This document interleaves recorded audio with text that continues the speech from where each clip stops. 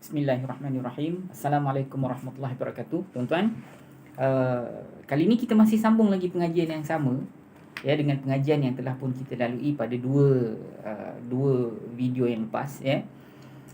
Yang mana masih lagi saya menceritakan peringkat kedua ni, bila tuan-tuan jumpa isim saja, tuan-tuan mesti kena pastikan isim tu jenis yang ada gelaran dan fungsi ataupun isim biasa. Kalau dia yang ada gelaran dan fungsi, apa gelaran dia? Apa gelaran dia? Fungsi dia sama lah. Kalau gelaran dia isim tunjuk, fungsi dia menunjuk lah. Kalau gelaran dia isim ganti nama diri, fungsi dia pun menjadi ganti nama diri lah pada seseorang. Ya, kalau gelaran dia sebagai isim mewakili, maknanya dia mewakili lah. So gelaran dia tu, dia memang sinkronis dengan fungsi dia. Jadi sebab tu kadang-kadang saya tak tanya. Sebab sama je. Gelaran dia isim tunjuk, fungsi dia tunjuk lah. Macam itulah maksud dia. Baik tuan-tuan, saya ulang lagi sekali sekejap saja. Peringkat yang kedua ni, ya, tuan-tuan bila jumpa saja kalimat isim, tuan-tuan kena pastikan dia isim yang ada gelaran dan fungsi ataupun isim biasa. So kriterianya ialah antaranya isim yang ada gelaran dan fungsi ni tuan-tuan tak boleh ubah baris dia. Macam mana tuan-tuan baca macam itulah di mana-mana. Kalau allazi sampai bila-bila pun allazi. Tuan-tuan takkan jumpa ujung dia berubah baris allazu ke allaza ke tak ada.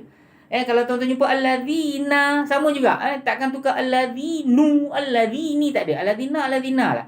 Kalau tuan-tuan jumpa apa? Isim tunjuk zalika, tuan-tuan tak boleh tukar jadi zaliku, Ataupun kalau tuan-tuan jumpa isim ganti nama diri anta, tuan-tuan tak boleh tukar jadi antu.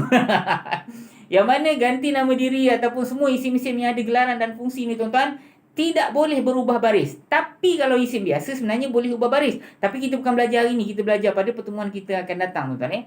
Contohnya apa? Masjid kan, tuan-tuan jumpa al-masjidu, al-masjidi, al-masjidah. Kalau kitab, al-kitabu, al-kitaba, al-kitab, ini boleh berubah. Allahu, Allahi, Allaha, Muhammadun, Muhammadin, Muhammad. Ujung dia boleh diubah-ubah baris. Itu kita panggil isim biasa. Kita belajar nanti. Tapi pada minggu ni pengajian kita, hari ni hari yang ketiga kita belajar tuan-tuan, masih lagi tentang isim yang ada gelaran dan fungsi. Dan hari ni tuan-tuan, kita akan buat latihan panjang sikit tau. Hari ni video first ni pendek sebab saya tahu tuan-tuan nak kena tengok juga muka saya dia tiap hari. Baik, tuan-tuan, hari ni kita buat latihan panjang sikit. Kita ambil daripada surah Al-Ma'un. Kita ambil wala yahuddu ala ta'amil miskin, kemudian fawailul lil musallin alladzina hum an salatihim sahun. Kita punya kuis hari ni dekat alladzina hum an salatihim sahun itu. Kat situ kuis kita hari ni. Okey tuan-tuan, ingat isim yang ada gelaran dan fungsi, kita dah belajar ada 6 yang paling popular, tiap-tiap muka surat wajib kena ada. Ada beratus-ratus muka surat Al-Quran kan. 6 ni tuan-tuan, tiap-tiap muka surat wajib kena ada.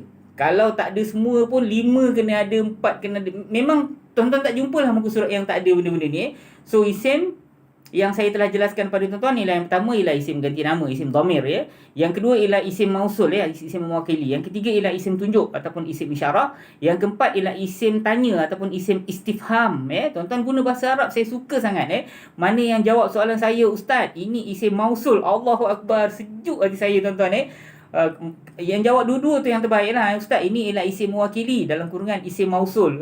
Bila saya baca, tuan-tuan dah mula gunakan istilah mausul, istifham tu, isim apa? Isim dhamir. Saya rasa, ya Allah, sejuknya hati saya bila saya baca jawapan tuan-tuan. So, saya encourage tuan-tuan untuk gunalah istilah-istilah Arab. Melayu pun guna, Arab pun guna. Biar saya guna Melayu, tuan-tuan guna Arab. Sekarang ni tuan-tuan ustaz, saya yang mengaji, tak apa, no problem. Biar saya guna istilah Melayu, tapi saya selalu sebut dua-dua tu supaya tuan-tuan familiar dengan perkataan tu, tuan-tuan. So, tuan-tuan, yang keempat tadi ialah isim tanya ataupun isim istifham. Kemudian saya jelaskan juga isim syarat. Isim syarat ni siapapun. Kalau isim tanya siapakah? Kalau isim syarat siapapun, dia kena ada balas pantun dia. Siapapun yang datang nescaya mereka gembira. Manapun awak pergi nescaya mereka kejar. Contohnya gitu. Itu ialah isim syarat. Kalau isim tanya tadi, tulisan sama, bunyi sama, bacaan sama dengan isim syarat, tapi terjemahan dia berbeza. Penambahan untuk isim tanya tadi kah, penambahan untuk isim syarat ni ialah pun di hujung. Okey, tuan-tuan boleh guna gitu.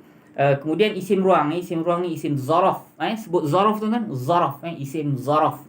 Isim zaraf ni ada dua jenis, isim ruang lah. Isim ruang masa, isim ruang tempat. Isim ruang masa ni macam tadi, besok, lusa, tulat. Itu ialah isim ruang masa. Ataupun ketika itu, ataupun ketika ini, ataupun pada waktu itu, atau pada waktu ini. Itu semua adalah isim ruang masa. Tapi kalau isim ruang tempat ni macam mana? Di depan, di tepi, di antara, di belakang, di tengah, ataupun di apa? macam itulah. So okay tuan-tuan, kita buat latihan kita buat latihan ini, kita ambil surah Al-Maun. So mudah-mudahan tuan-tuan ready. So kita jumpa dalam video berikutnya insya-Allah.